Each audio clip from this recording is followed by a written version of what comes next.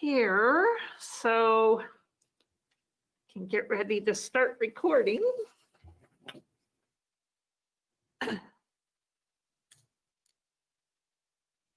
Whenever we do, we'll go. This conference will now be recorded. Good evening, everyone. I would like to welcome you to the final council meeting of the 2020 year.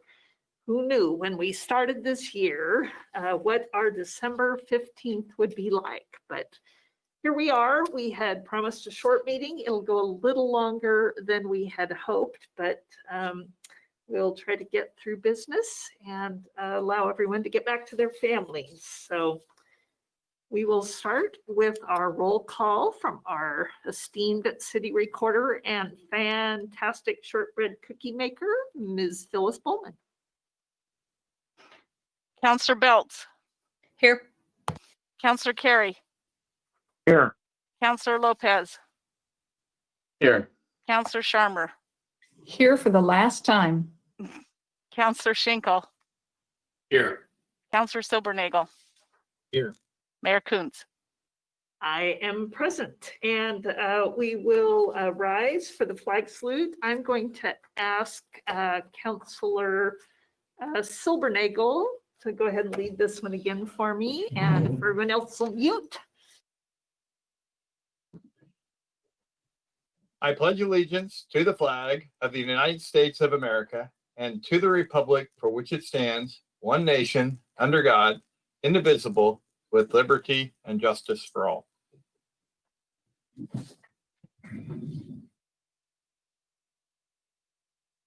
Thank you for that.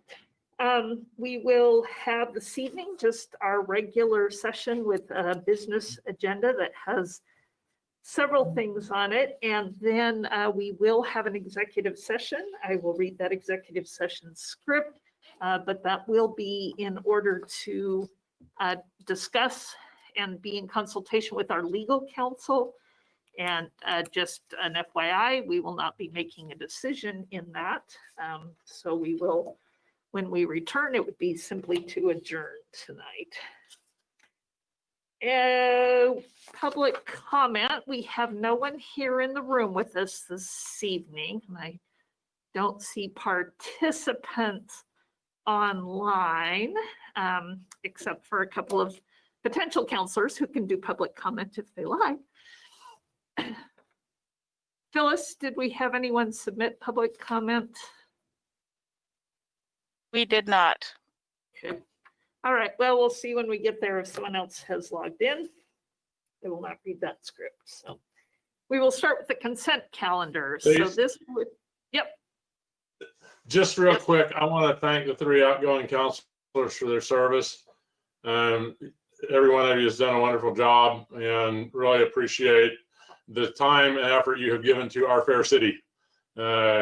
We all know how much time and effort this job takes, and just wanted to take this opportunity to acknowledge your service and say thanks a bunch. We'll have a chance to do a little bit more of that in January, but And yes. thanks for your willingness to do it again when you know how much work it is, John. Yeah, that's the crazy part. So thank you. So our consent calendar is actually the minutes of our council meeting and work session, both of which were held December 1st. And I will ask if there are any corrections or additions.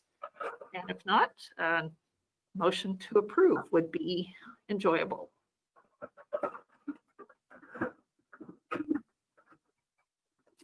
I move approval of both.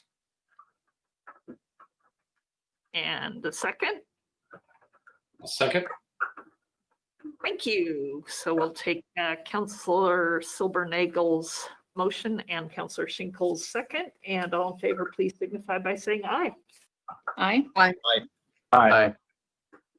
Sounds like a winner. Thank you very much. I'm going to start off actually the mayor's report. We have an actual proclamation today, and this was not in your agenda.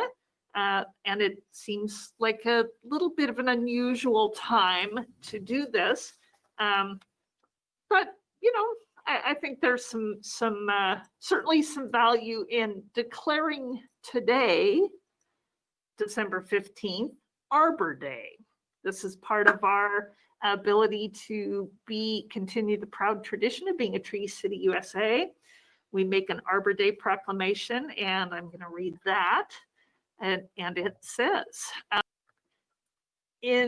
whereas in 1872, J. Sterling Morton proposed to the Nebraska Board of Agriculture that a special day be set aside for the planting of trees. And whereas this holiday, called Arbor Day, was first observed with the planting of more than 1 million trees in Nebraska, and whereas Arbor Day is now observed throughout the nation and world, and whereas trees can reduce the erosion of our precious topsoil by wind and water, cut heating and cooling costs, moderate the temperature, clean the air, produce oxygen, and provide habitat for wildlife.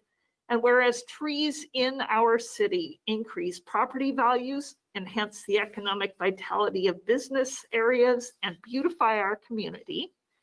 And whereas Monmouth has been recognized as a Tree City, USA by the National Arbor Day Foundation and desires to continue its tree planting endeavors. And whereas trees are a source of joy and spiritual renewal, therefore I, Cecilia L. Kuntz, Mayor of the City of Monmouth, do hereby proclaim December 15th, 2020 as Arbor Day in the City of Monmouth. I urge all citizens to support efforts to care for our trees and woodlands and to support our city's community forestry program.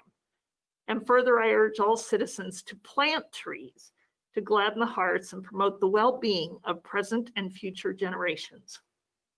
In witness thereof, I will here to set my hand and cause the seal of the City of Monmouth to be affixed this 15th day of December 2020. So we didn't get a lot of our tree planting times in this year, and hopefully we'll catch up next year, but today is Arbor Day in Monmouth.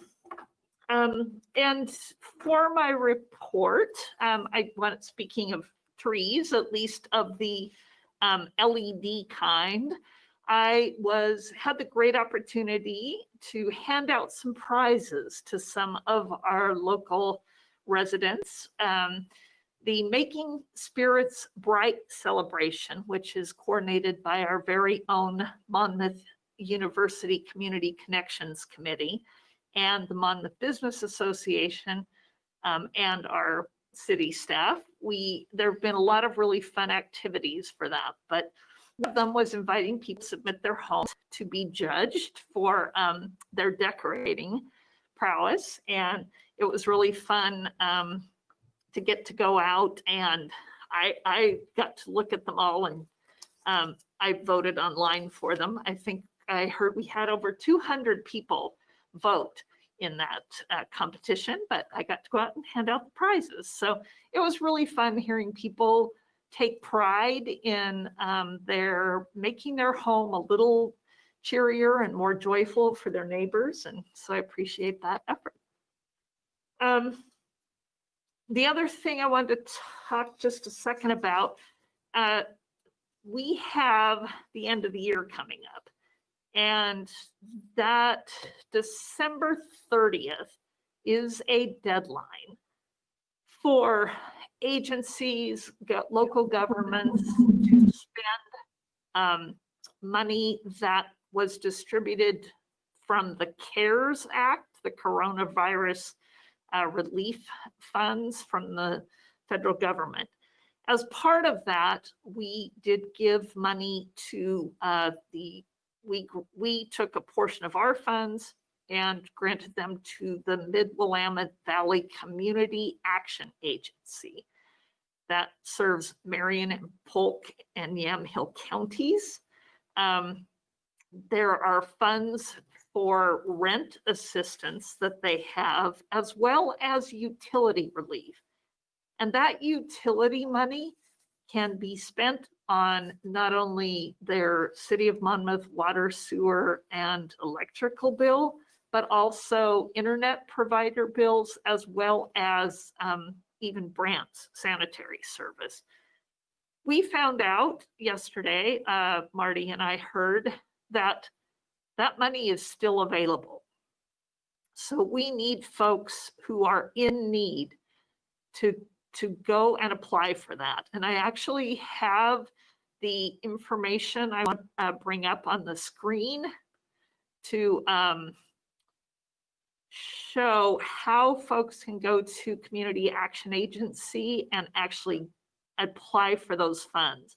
As far as we know, they would be able to get them retroactively. There are some criteria going away that they would need to apply, and folks would need to have information ready. There it is again. So this is all administered by the Community Action Agency for us. These phone numbers, they have a website where you can start your application.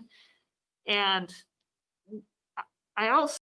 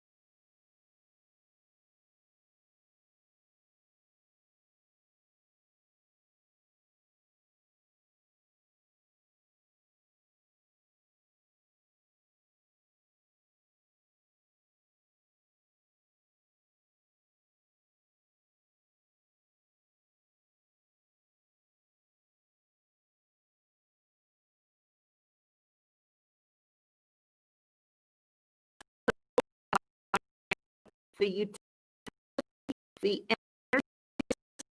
programs, the life actually have money every year available for utility assistance. And oftentimes that money goes unclaimed. 2 weeks ago, and it's going to meet again tomorrow, Wednesday evening. And again, that's a continuation of the work session dealing with the code revisions and code updates that, building codes, zoning codes, that sort of thing. So that's going on. That will ultimately come to the council. So anybody wants a preview, the link, the login information is at city website. So if not, I'll report whenever we talk next. Great, thank you. And Councillor Sharma. I received an email from Pat Olson saying that the Senior Advisory Board had originally intended to meet quarterly, But with the new COVID-19 restrictions that the governor has imposed, they have decided not to meet in person. So that will probably be happening. Their first meeting of 2021 will be probably next year. So I don't have the information when it will be. Thank you. We'll get that out. Yep, tough to meet. And Councilor Lopez. Thank you, Madam Mayor. I have three an update and two reports to bring. First off, the MyNet board. Our next meeting will be this Thursday, the 17th at 8 a.m. We are still meeting virtually. We have lowered the cadence of these meetings in the time of COVID. So very much looking forward to bringing you an in-depth update after this meeting concludes. Also, the Mid-Willamette Valley Homeless Alliance met. Unfortunately, I was unable to make the meeting last week, but our brand new city manager, Marty Wine, was able to attend in my place. And Marty, I thank you for that, as well as for the wonderful report back. As you may imagine, there's still a lot of focus on COVID response and how that relates to the homeless, as well as the ongoing wildfire response. I know that this year has been so rapid fire with these crises, but there are still many that are dealing with the repercussions of these in our community, and just knowing that there are those out there that have not forgotten and are still working doggedly to be able to meet those needs. Within all of that, there is a recognized need through the Homeless Alliance for more involvement and engagement in rural communities, and specifically Polk County. So I know that the Alliance was formed officially in the middle of COVID. Then very shortly thereafter, literally, I think it was our second meeting, the fires really took precedence. But as we're able to try to deal with some of these, issues, we're also looking at the longer term needs of our residents and in these rural areas that sometimes can be left out of that immediate access of services. So there will be renewed efforts there moving forward. My final report is actually regarding a newer initiative. And this is a new caucus that's been created through the League of Oregon Cities. This is the Oregon Local Government People of Color Caucus. And I had the pleasure to attend the inaugural meeting and pass the bylaws and really look at some of the grander organizational matters with creating a new caucus. But in a nutshell, this will promote positive and effective relationships among city officials of color, their communities, and political leaders. And that's the overarching goal. There's a lot of other detail that I look forward to bringing forth to you, and also looking forward to reaching out to our newly elected people of color. And right now, early on, we will be doing just a lot of awareness campaigns and advocacy, getting people to know that this is something that's out there, and it's a tool for folks. So those are my reports. Thank you. That's great. Thank you. And so that's not by region. That's just the caucus will be the statewide. So great, lots of good connections all over the state then for. Absolutely, yes, statewide, and this is something that has been in the works for quite some time, and then it was one of those things that all of a sudden there was a lot of energy behind it very quickly, and I'm really grateful for that. Oh, that's wonderful. Thanks for sharing that with us. Any other boards or commissions? So you will all be getting an email from me with a list of the boards and commissions, not only all the openings, and we will talk a little bit about that, but also so you can start thinking about which boards and commissions you might want to serve as a liaison to. There are actually 10 positions with boards and commissions that we support as counselors, that we attend the meetings, that we work to connect those boards and commissions with the other business of the city, and we champion and bring forward their work. And so I'll be sending that out and letting you think about it. It's always a nice opportunity for those of us who have represented a certain group and made those connections to kind of change it up. But the thing I send will have when the meetings are, because obviously sometimes that can preclude folks from supporting. So, and we'll have a couple more vacancies to fill. We have received the resignation of John Oberst from the Planning Commissions, since he can't do both. And we will be, unfortunately, having to have a resignation on the Tree Advisory Board, as Carol McKeel will not be serving, at least as a member of that board or commission next year. So we have a lot of other openings, and I'll talk through those in January. But just so you're looking for an email from me and thinking, counselors, about which commissions and boards you would really like to spend your time with. And speaking of the city manager's report, Marty Wine. Thanks, Madam Mayor, and good evening, Council. I'm going to spend most of my time on the city manager's report tonight to add to the mayor's comments about boards and commissions. And I'd like to enlist the help of council in re-engaging on our process to recruit for our city boards and commissions. And what I'm about to say might be more of a reminder than a major change in our process for appointment. But as you know, because you're serving in the liaison roles, we have 16 boards and commissions, including the Monmouth Engage work. And there are vacancies on all of them that need to be filled. So as the mayor just related, the highlight of this message is also that we are looking for good volunteers from the community to serve and fill a lot of these roles.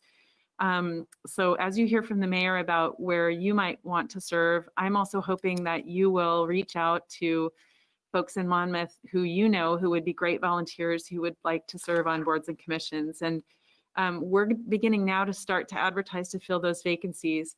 And I thought I'd share with you tonight what we're going to do to start with the budget committee vacancies. What we're going to be putting in place is we're going to start putting an opening and closing date in place so that we'll do a call for applications, and we'll try to leave that open for 3 weeks to a month. And we have 4 vacancies on the budget committee. So the budget committee will be our first test case. We need to get those positions filled so that we can talk with all of you in January about our upcoming budget process. And then what we'll be doing is also asking council to engage in probably a subgroup of council that the mayor will, give some thought to who will serve for each of the boards and commissions, to do a brief interview process for the applicants we receive for each board and commission.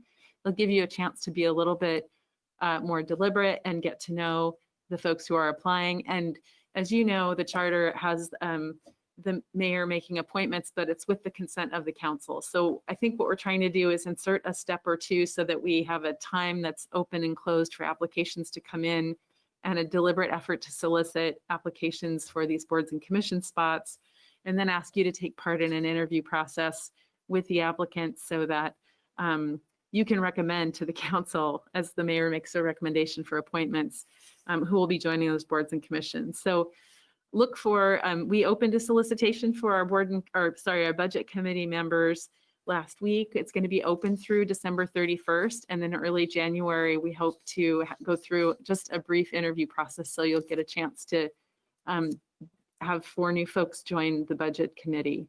So that's just a highlight of how I think we're hoping to have that process going forward. And what the ask is of each of you is to please tap your networks and you know, and the folks who you think would make great volunteers to participate with the city and invite them to apply. We've got information up on our website about the budget committee and the time commitment and the responsibilities, and that'll be up through the end of the year. I know it's not a great time to be looking for volunteers because folks are having holidays and all of that, and it's not probably the most rewarding time to serve on a volunteer board when we're doing mostly virtual meetings, but hopefully, you know, folks who will, you know, make this commitment and get started with us. So that's the highlight of my city manager report tonight. Other updates for the council for this week.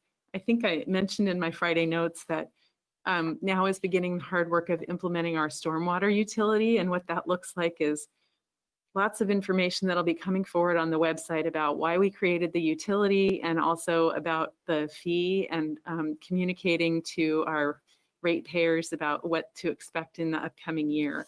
We're also working with our major customers to be sure that we're assessing the right account, the right amount, and some of our larger customers just to make sure that those accounts align right. We have hiring processes underway in the police and the public works departments, and those processes are moving along to hire police officer and also utility specialist positions that are just closing. Let's see, in public comment, you've already heard this is the last meeting of 2020, and I just want to join with the other comments that have been made already to thank all the outgoing members of council for your care and commitment to the community. And even though I'm just joining you here in the organization, I'm hoping that even though we have not had a chance to work together, I'll look forward to doing that going forward as part of the community. On the COVID-19 front, save the 2 staff positive cases to date, our staff are remaining healthy, which is great news. And today, if you're tracking along, the governor announced the updates to the COVID-19 risk levels, and Polk County remains in the extreme risk level. So our city services look the way they have for the last month, but we'll continue to track along with that. Let's see, Oregon Health Authority is publishing the county data weekly, and then every 2 weeks, a reevaluation of the risk levels.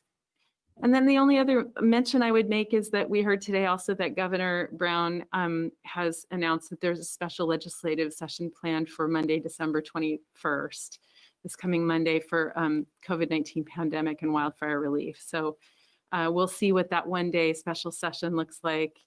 It sounds like there are a few policy proposals, and there's a proposal for financial relief on both fronts. So that's all I've got for city manager report for tonight. Thanks very much. Thank you. Any questions for Marty? All right, we have come to the time for citizen comments. I see that we do have someone on the line, and not sure if that's to make a comment at this time. We do have 3 minutes reserved, and if you are watching and wanted to speak, do so. I'm not seeing our caller speak up, so we will move forward with our business agenda. And again, thank you. We thought we would get away without a meeting tonight, but we do want to deal with a few things, including the adoption of several matters that we have spoken about at length previously. And so we'll start, it looks like, our issue of our City Hall potential bond, and Janet Chenard, our finance director, is going to catch us up on the work here. Thank you, Madam Mayor and councilors. I apologize if it looks like there's 2 of me. It's because I'm double dipping here with my laptop and my computer so that I can have both video and sound. Technology at its finest.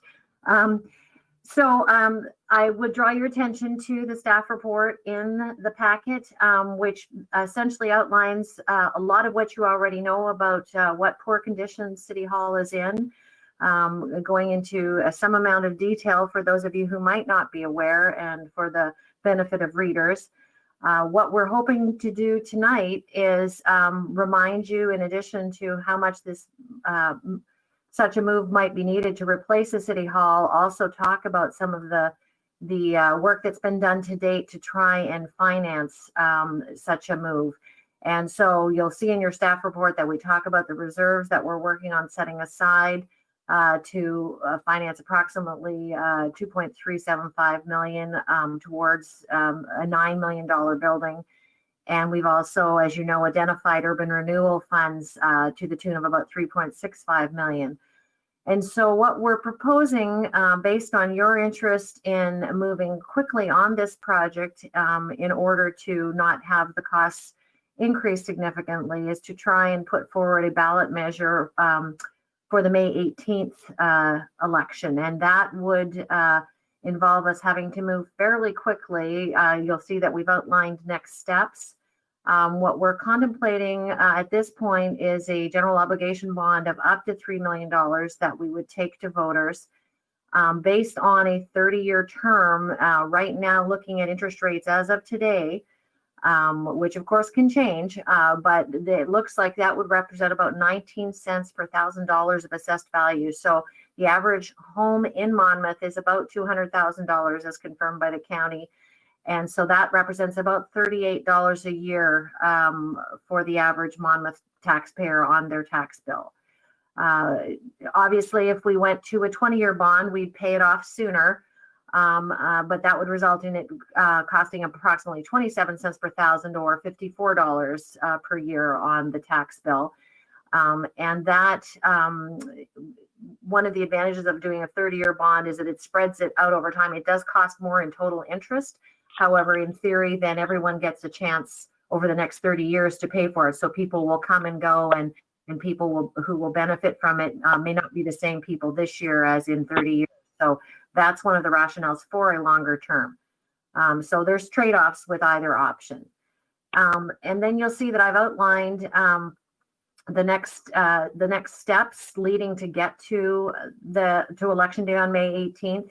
Basically, we will be publishing, if this resolution that we've attached tonight passes, we will be, and the ballot measure with the draft language passes at your hand, then we will take that forward and publish it and ensure that electors are given 7 days to file a petition, which is part of the law that needs to happen. And then if there are no challenges, then we'll move forward with the rest of the work that needs to be done to start having folks go out and either campaign for or campaign against. So before you tonight, there is a resolution that talks about how we would set up that financing. It does provide, this was put together by our bond council, and it provides for delegated authority to the city manager and the finance director to work on that, those documents that would need to put in place for such a bond measure. And then it also allows for us to reimburse costs to date, which would be a very helpful move as well. The ballot, I won't get into in great detail, but you'll see it meets a number of words, again, from our bond counsel, city attorney, what I think is a big set of points under the summary and a short and objective question. With that, I think I would turn it over to you, council, to discuss and ask me any questions, and then if you're inclined to adopt the resolution.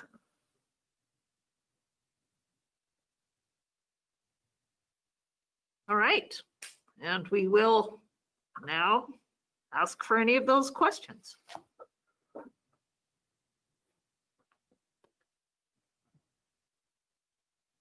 I know we have been through this before as a council, not myself personally, before I was here trying to work through these issues, and we've certainly talked about City Hall a number of times. It's difficult, extremely difficult to ask for money right now, but the planning that has been done, the work that the budget committee staff and that we have done to make this three-legged stool, this balanced funding source, will certainly be unimaginable to me that we would be able to go forth and get a safe, secure, accessible city hall that could become a real beauty spot in downtown by only asking for basically a $3 million bond. That's the prudence with which this request is made certainly reflects Monmouth's history as being fiscally responsible and careful, and difficult times to ask. But if we don't do it now, as we say, not only will costs go up, but we hasten the chances that what we do have will become completely unusable. And then we would be in much worse position, frankly. John, Carrie.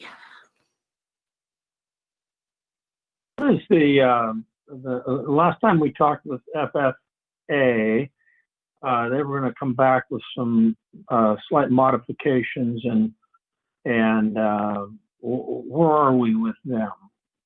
Sure, thanks. Council, staff continues to work with FFA, and at the last time you heard from them, they had reached a point of schematic design, which is what is the estimate that's before you now for that level of design. They continue to refine that design work. And in the middle of January, they hope to be at the next phase of design with a more refined cost proposal.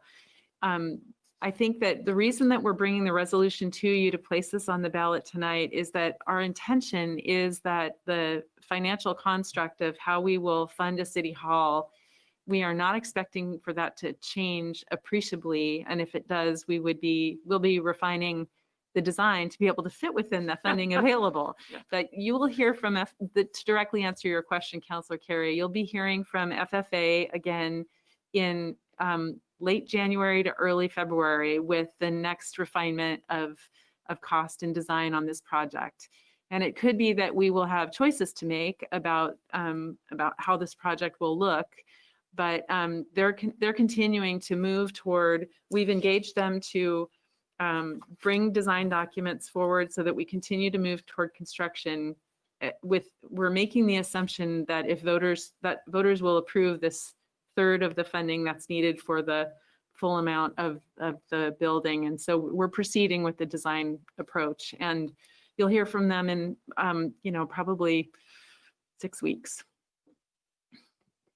The concern that I have is that because it started out at 7.5, now it's at 9. And, we're asking, the three-legged stool, as we like to say, we're asking voters for 3, not to exceed 3, and which is fine. And I'm sure if there's a slight uptick, we can make up in other areas. But I hate to be caught woefully short. And if $3.5 million would have made it easier, we'd be better. So I don't know whether they've given you any indication as to how they're tracking on that, or perhaps they haven't started work on it in terms of the costing, updated costing. So FFA needs some inputs from a series of studies to give us an updated cost, and it includes a geotechnical analysis, and it includes we're doing we're doing an environmental assessment. And so as those studies are completed, FFA will have more information, and they need some information from us about the elements of the building, which we're finalizing this week. And with that information, they'll be able to give us a better sense of cost, but we don't have anything at the moment that looks more refined than what you've already seen. Well, I think the quicker we have the quicker we have a something, call it tangible, some elevations that we can count on, that sort of thing. That would be, obviously that would be. Anybody else with questions? So we do have some potential motions here. A motion, if we choose to adopt resolution number 1913. And this would be the official start of a process which creates certain expectations of us and also certain limitations of our staff regarding the kind of work that can be done to put information together about the bond, but it will give us an opportunity to begin the hard work to be done. So, Madam Mayor, could I add to your comments about that? Yes. If I could, thanks. Council, I guess there are two other points that I think are probably important to make at this point and things you might be wondering about. One is about communication. As the mayor just referenced, at the point that the city refers this measure to the ballot, our staff can only provide neutral and factual information about the impacts of the measure and the elements of the project. So what that means, and you all know this because you've been involved in it before, but what it means is that a campaign outside of City Hall is what needs to be developed in order to, if there's anyone to advocate for or against the measure. So, so the mayor's right that what we're going to do is if you make the choice to refer this measure to voters tonight, after the appeal period that Janet referenced in her presentation, although the city would be limited about communicating about anything except just the facts of the project, we're putting together communications information right now so that that can be up on our website, and we would be hoping to work with the Secretary of State to get safe harbor on that neutral factual information. So we're communicating have been and more about what the project is about. So on the communications front, we're developing those messages now and hope to have them ready by the time that this would go be filed with the county. On the other front, I guess I mentioned the campaign. So those were the two things I just wanted to mention is in case you're concerned about communication, I just want you to know that we're putting messages together now so that have everything to do with the history of the project and also why we need a new city hall and what the condition is that it's in right now. And also the way the financial structure, this three-legged stool, and the fact that we've reserved funds that the Urban Renewal Agency is contributing, and that the ask of the voters, to talk about the way we would fund the project. So that's on the way also. But this referral decision, I know it's got a bunch of things that go along with it. And our hope would be that at the January meeting, we'd be supplying that for you so that you also we'll all have the same information that we can talk about the project. Thanks. thank you. Okay. Darren, Councillor Silbernagel. So it sounds like the city's ready. That was one of the things I was curious about, is to make sure we were ready with the background stuff that we need. Because I think I was thinking the PAC had a play in that as well. And once we pulled the trigger on that, and if we do that between now and the first of the year, we could kind of double dip between years. We could do it for 2020 and 2021. But I was thinking the key there is that you're ready. And what I heard, I guess you say, Marty, was that you're pretty much ready and you've got the background information set. And so then seems like the quicker we move, the more education we can do for the community, which to me is a big benefit. So. And Cece, if I can, just to be clear, that trigger for that limitation on involvement of public resources and staff is actually as Marty said, it's the filing of the measure with the county clerk. That doesn't have to be done until March. So we actually have time to develop materials in advance of that. Great, thanks. Thank you. Okay. Madam Mayor, will you entertain a motion? I would love one, Councillor Lopez. I move to adopt Resolution 1913, which calls for an election measure to submit to the electors of the city the question of authorizing the issuance of up to 3 million of general obligation bonds to provide for a replacement city hall. Second, With that. I think. I will think allow it's- this. I will give the it's a second good to thing. Counselor Sharma. Okay. Thank you, Counselor Lopez for your motion and Counselor Sharma for your second on the issue. And if there are no further questions, I believe we'll do a roll call on this. As a point of discussion, Yes. I would like to reiterate Councillor Silbernagel's commentary that we are well prepared. We have been working on this as a city for a very long time. Reading back through the goal setting notes from the past, oh gosh, I mean, 3-4 decades. This has been in those notes. And so I know that there's a lot of things going on right now in the world and in our community. But if we wait for the perfect time, we'll be waiting another 4 decades and then still waiting beyond that. So as opposed to letting this sit longer, get more expensive because construction costs only go up. Let's take care of this now and have a wonderful cornerstone and hallmark of our community in our downtown, built through civic pride. Thank you, Counselor. All right. Roll call, please. Ms. Bowman. Counselor Silbernagel, Aye. Counselor Belts, Aye. Counselor Lopez, Aye. Counselor Carey, Aye. Counselor Sharma, Yes. Counselor Schinkel. Yes.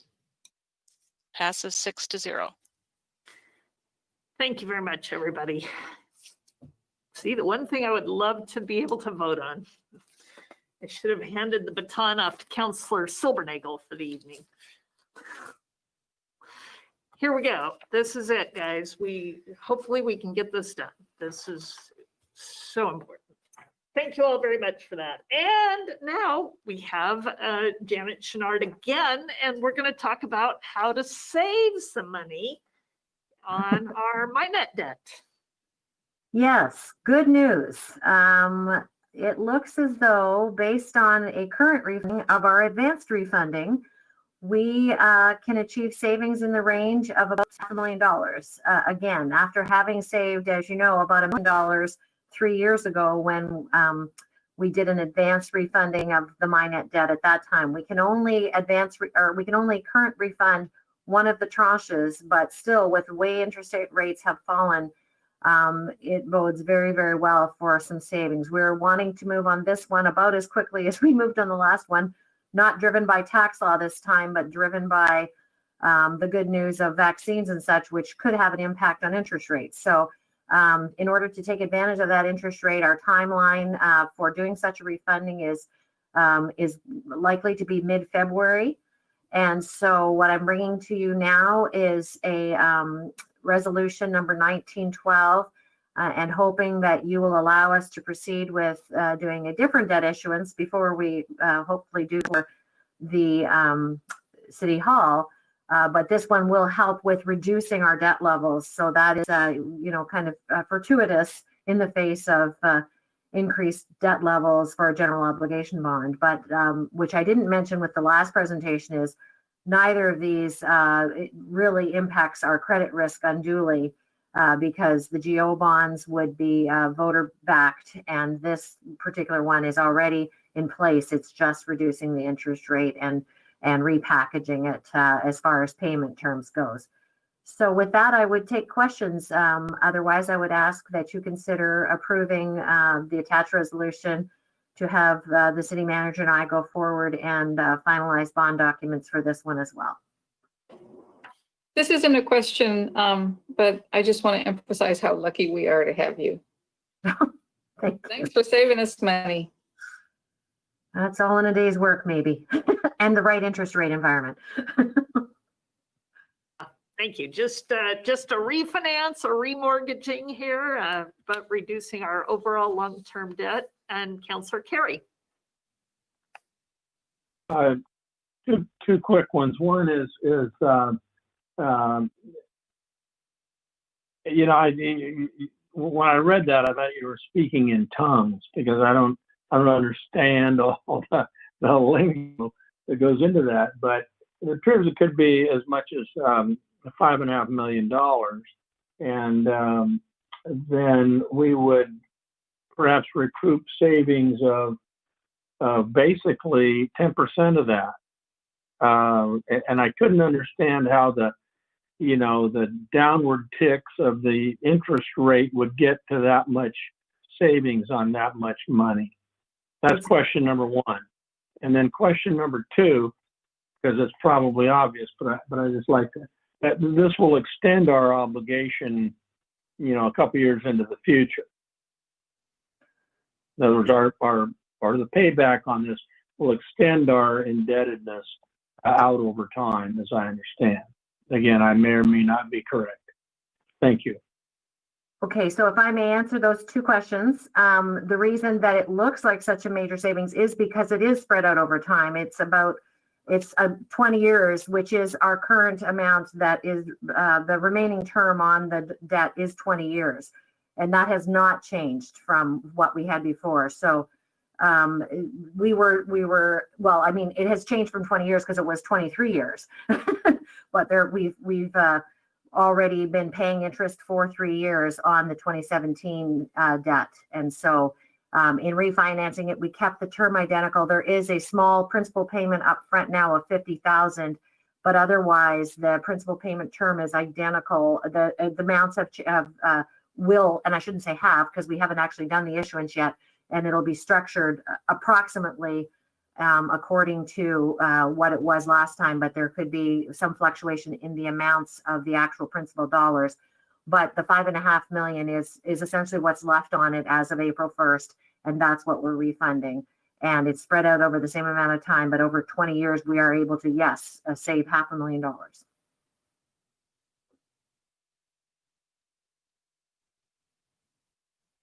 Other questions? Okay. So again, this would require a motion and a roll call vote. And, a bunch of time on Janet's part while she's trying to redo the utility billing system. And, you're in, just a few. Councillor Silbernagel.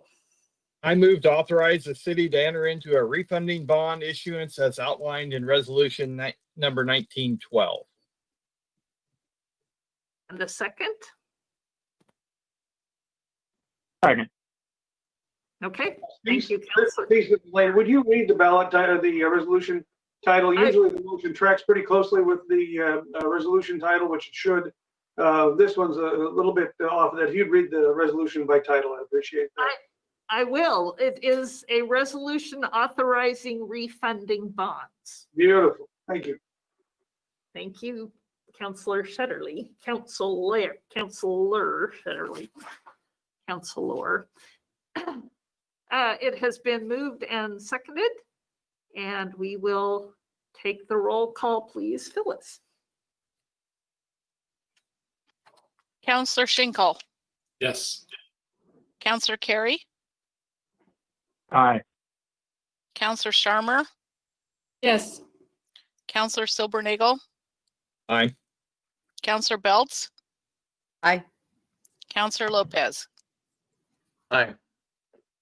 Passes 6-0. Thank you so much.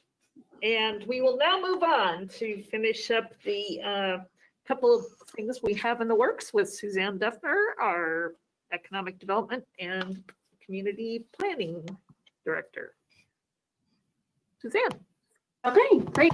Good evening, Madam Mayor and members of the City Council. So we have a couple of second readings tonight for two different ordinances. The first one is for ordinance number 1395, and this is to adopt the legislative amendment 20-02 to update the city's floodplain zone. If you'll recall, there's been a public hearing the city council had on this particular legislative amendment in November, and the planning commission also held a public hearing back in November as well.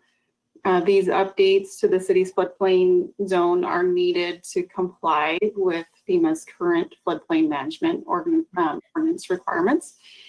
So we will still be eligible for homeowners that reside in the floodplain to be able to purchase flood. So you have before you the second or the ordinance that's attached, and there's a motion in the staff report as well. So I'm happy to answer any questions you might have about it.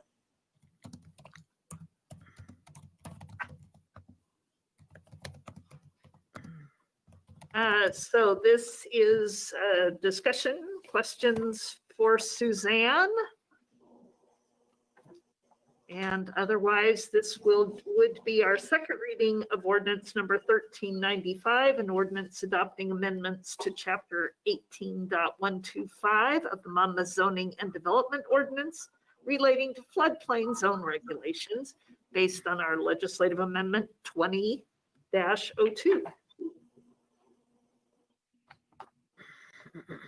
Without further questions, I would entertain.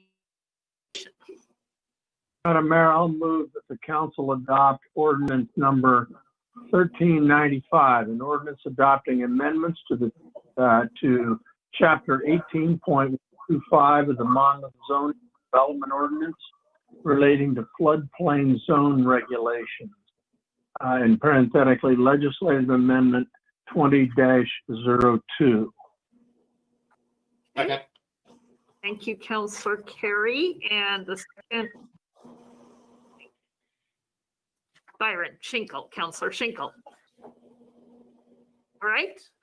And adopting an ordinance, I believe we also need a roll call, Phyllis? Councillor Carey, Aye. Councillor Lopez, Aye. Councillor Schinkel, Yes. Councillor Sharmer, Yes.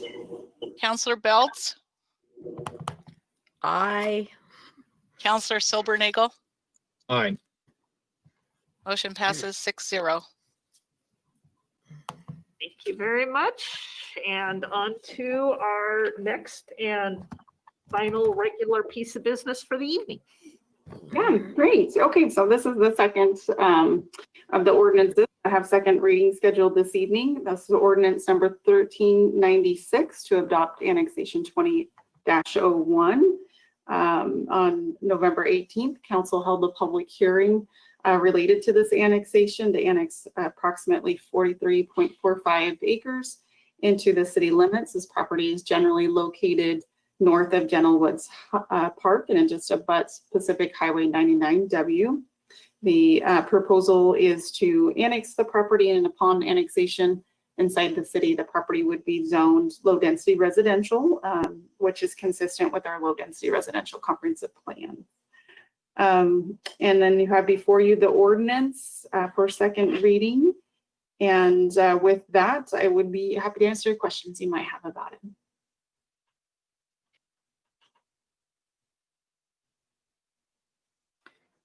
Seeing no questions, this is then again the second reading and adoption of ordinance number 1396, an ordinance declaring 43.45 acres described as assessor map number 8419, tax lot 1100, currently owned by the John Buell Ward Trust, as annexed into the city of Monmouth.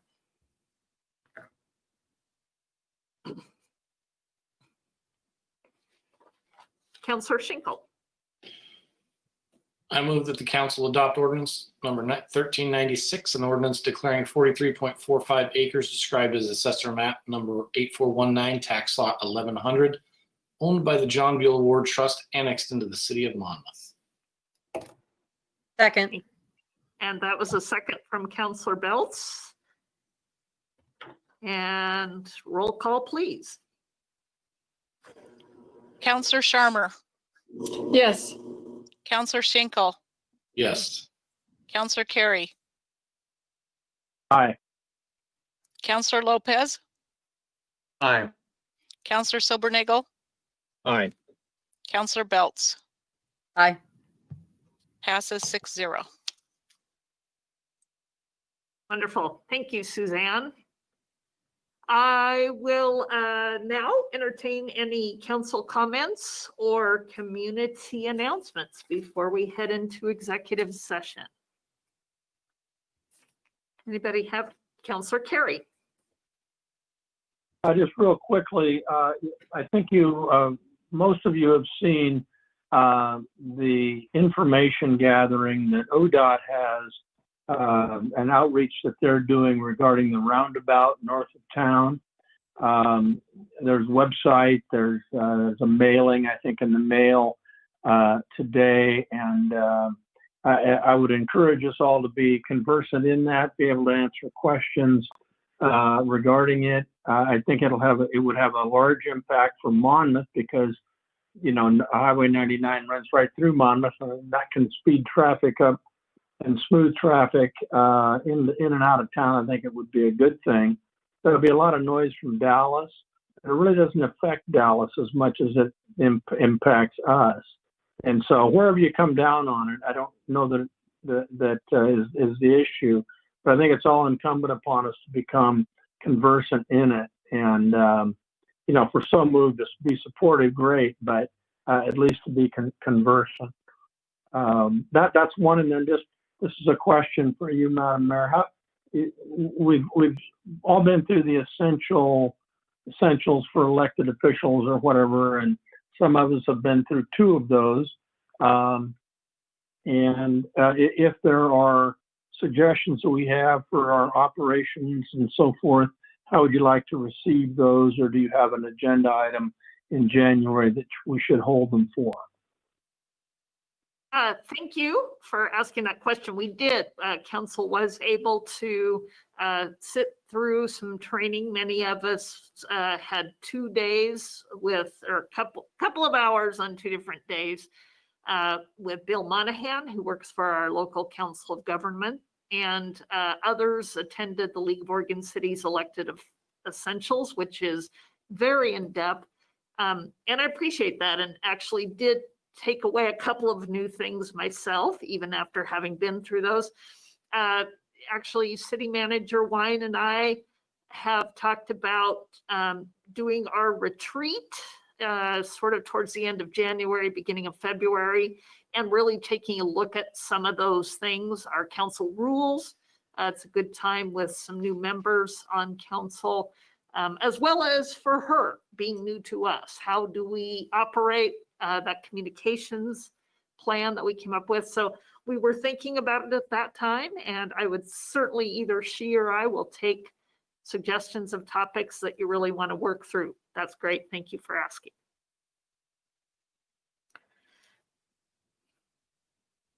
Yes, Mr. Oberst.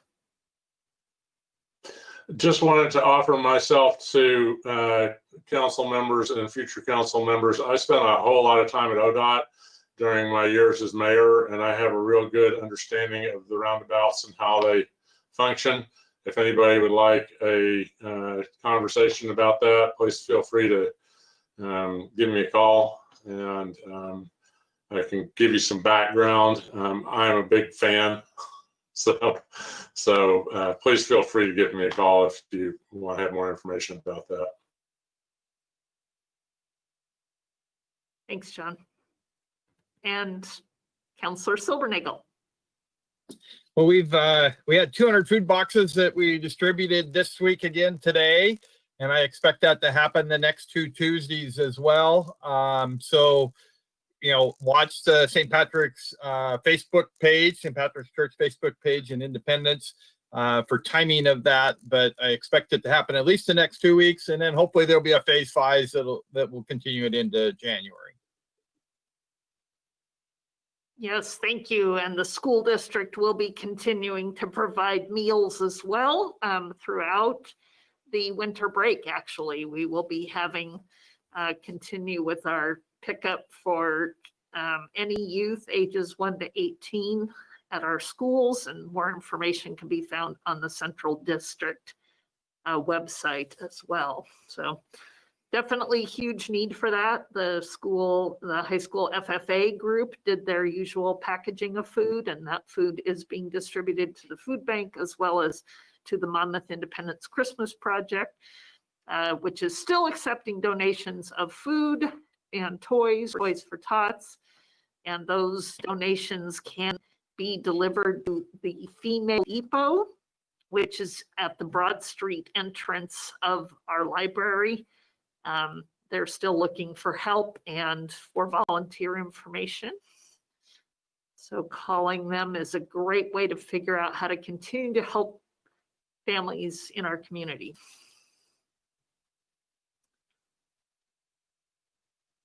All right.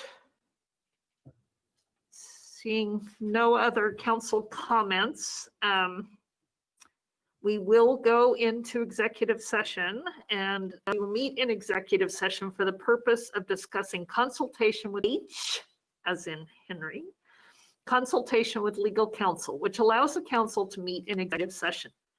Designated staff shall be allowed to attend the executive session. All other members of the audience are asked to leave the room. No decision may be made in executive session. And at the end of executive session, we will return to the open session and welcome anyone back. However, it is not anticipated action will be taken this evening after returning from executive session. So we will be moving into executive session